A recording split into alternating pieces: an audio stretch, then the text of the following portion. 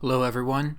I wanted to essentially kind of remake a video that I did all the way back in 2017 and talk about something that basically is a really difficult subject, but I think it's important to be honest about this and put the information out there.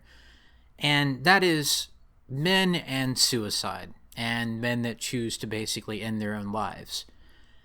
And in the other video, I kind of didn't have as much of a salient point to make, I think.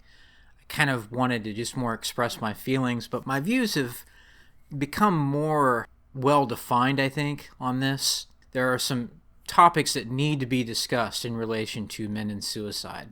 And this is my attempt to kind of do this a little bit better in 2023.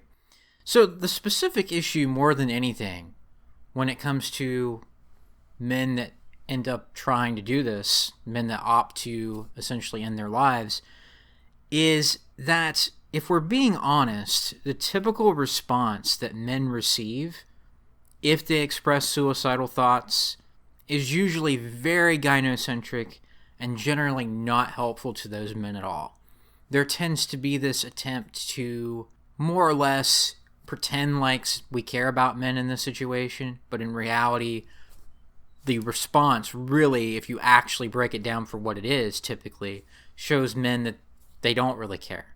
It's really about basically what women get out of you and what society can still get out of you and how you should still want to live for that reason, right? And usually this involves telling these men that express these suicidal thoughts or ideations that they're selfish or doing something wrong for considering self-deletion. And instead, they should want to live for the potential benefit of others, right? There's usually an attempt to make men in this situation feel bad and to basically try to punish them for not wanting to continue their lives based on how others will be affected, not based on how these men themselves should have intrinsic value. So it's like a lot of other things in our society today when it comes to how men are perceived, right? It's just all that matters is that you do things for others, and if you don't have utility value, then you're bad or you're useless. So in order for you to not feel useless, or in order for you to not want to end your life, you're just supposed to feel like you can still do things for others.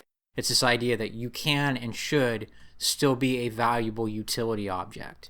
And the problem, of course, should be obvious, but it's not to normal people that don't get this far into the analysis. But once you get this far in terms of discussing this issue for what it really is, I think the problem that presents itself is that only valuing a man for what he can do for others instead of respecting him as having intrinsic value as a person usually plays a major role in why he may end up being suicidal in the first place. In other words, only valuing him for what he can potentially do and then breaking down and not being able to do those things, or just getting used so many times to where you can still do these things, but it's not appreciated or respected at all, and it's as if you have no value anyway. That's why these men become suicidal in the first place in a lot of cases. And so if you have this approach of, well, how dare you not want to continue to live for the sake of others? How dare you put your own pain and misery of whatever situation you're facing as the primary reason for your decision to potentially do this, to potentially end your life? How dare you do that? You need to continue to live for others. That's just going to confirm to a lot of these guys that are in that situation, I believe. This is my opinion. I'm not saying I know how all suicidal men feel, but in that sort of desperation, they're just going to think, well, you're just basically confirming that this is why I need to end my life potentially. This is why I don't want to be part of this world anymore. And I know nothing I'm talking about here is pleasant at all, right? I know none of this is really something that is going to be desired in terms of talking about, but I think it needs to be pointed out that that's not helpful, that these men are not going to be able to change their point of view and have this optimistic perspective because you're telling them that they need to go out and be good utility objects again. And so this type of response may only lead to men not seeking help if they feel this desperate about their life situation to be at that point in the first place, particularly if they don't have any positive motivation from the people around them. So like I've just stated, if the people around them are just exploiting them and taking advantage of their utility value in the first place, and they're not even appreciated for it, this is not going to be a persuasive argument that you need to continue to live for those people. Because again, that's why they're in that place, why they're in that state of mind to begin with. And I look back at my own past, and I don't really want to go into too much detail about some of the issues I faced in life. And I don't want to make it sound like I was really suicidal, because I don't think that I ever was really intent on wanting to do self-harm like that. But I did have a stage in my life between about 2009 and 2011. Back when I was totally blue-pilled, so to speak, still, I had started law school. And again, I don't like to talk about this too often, but I think it's relevant here, so I'm going to. And within just a few weeks after I had started law school, I began to have really bad migraine headaches, began to experience dizziness symptoms, vestibular symptoms while in school. And it caused me to have to drop out pretty quickly. I pretty much crashed and burned back in 2009 pretty quickly in that environment. And things really didn't get better for a while. Things really continued to be kind of out of control. I wasn't getting a lot of help from doctors. This is part of what led to me discovering what the situation for men is like, by the way. Going through this whole process, I probably wouldn't be aware of where things actually stand for men in this society if I hadn't gone through a lot of this. But I didn't know what to do, and I was still in my early 20s. I didn't know what my next move should be. I didn't know how I could even make a next move while I was still having these symptoms, which were really debilitating and continued to be for some time after that, to be honest. And I basically expressed a view that I don't want to live this way, right? I don't want to be like this. And it really wasn't the most mature thing for me to do, because the people that wanted to help didn't know how. But I found out pretty quickly that the response that you're going to get from most people, even people in my family, people that were supposedly my friends, is either just suck it up and deal with it, or how dare you? How dare you not want to be alive anymore? Because think of what that would do to other people, right? It doesn't matter that you personally are going through this pain. I don't care about that. Look at how your loss would affect others. And I've learned afterward, through becoming more red-pilled, so to speak, on these issues, that these people don't give a flying fuck about you when they have that kind of response. They're telling you that the only thing they care about is your utility value.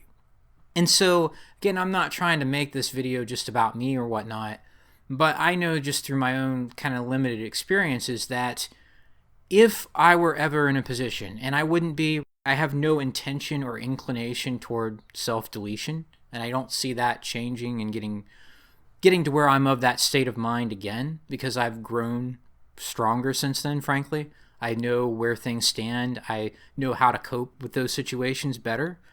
But I know if I were in the future, which this isn't really conceivable to me, but if I were to decide to end my life, I wouldn't tell anybody about it, because it would just cause me more problems, right? At best, I would get this response of, you just need to care about other people. How dare you? Some of the more religious people in my family just said, you need to trust God more. You don't trust God enough.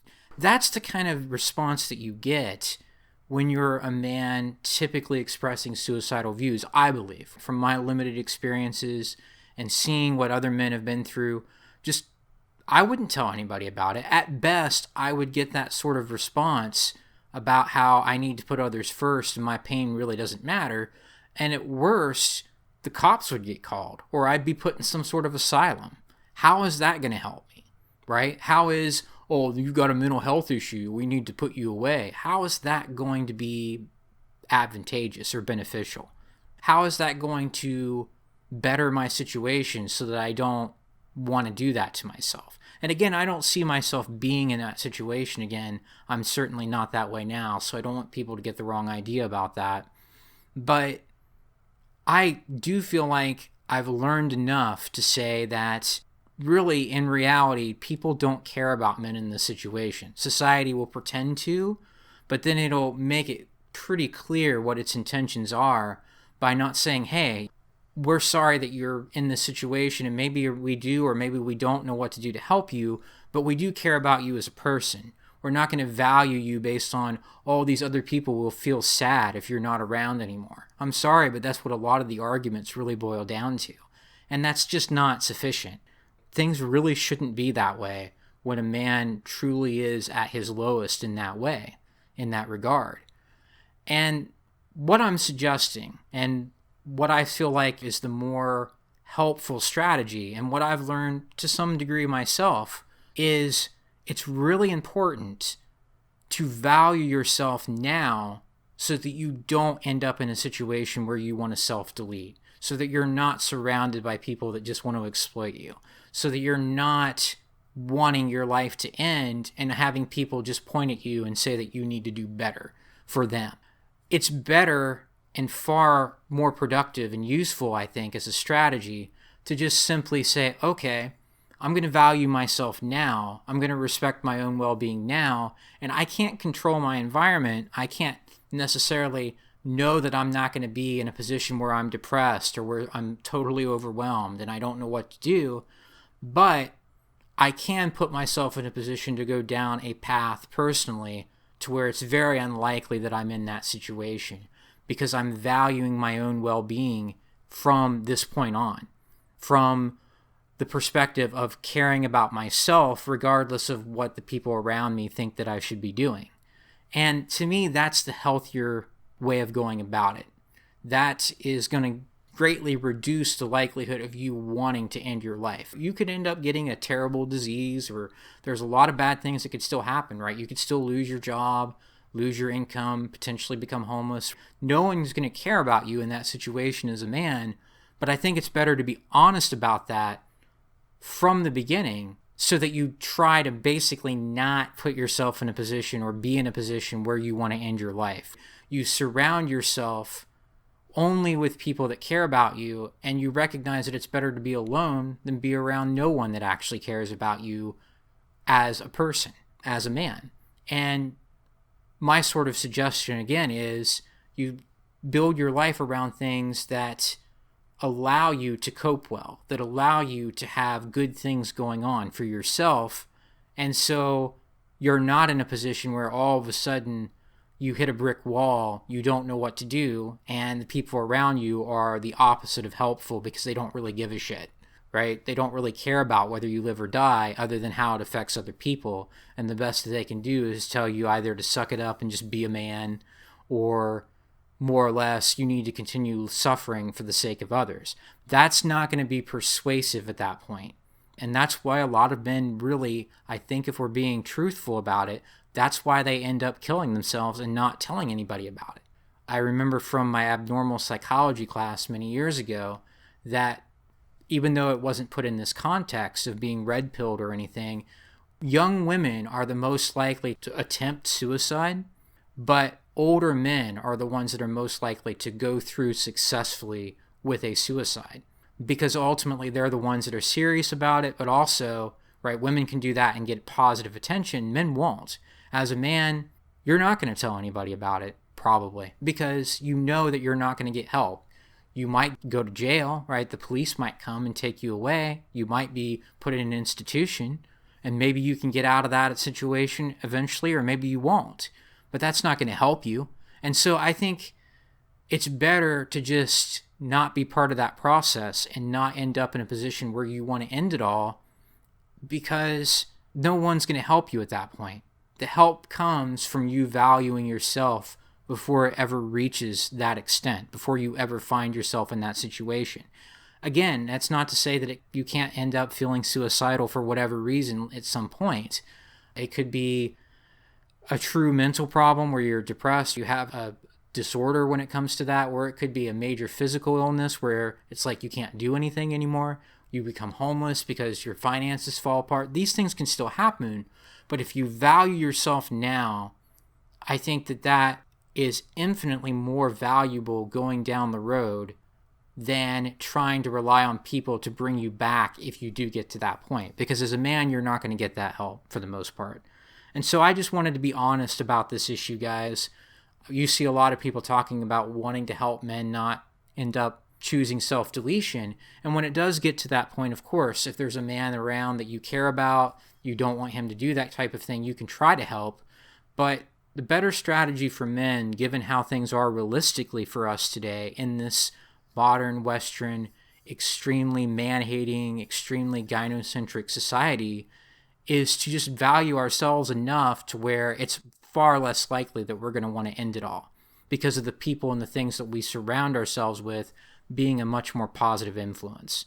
I think that's the better thing. I think trying to get help once you get to that point is a lot more precarious and a lot more difficult to pull off, and you're not going to be of the mental state of mind to want to pull it off anyway. When you're suicidal, you want others to help you, and that's just not going to happen for men in most cases. But the better thing to do, I think, is to not be put in a scenario where it's likely that you're going to feel that way. Control the things that you can control so that you have something to live for that's positive, that you've built up for yourself, rather than trying to please others and then just being told that, well, you need to do more for other people. That's why you need to survive. That's why you shouldn't do this. How dare you? That's not going to help you in that situation.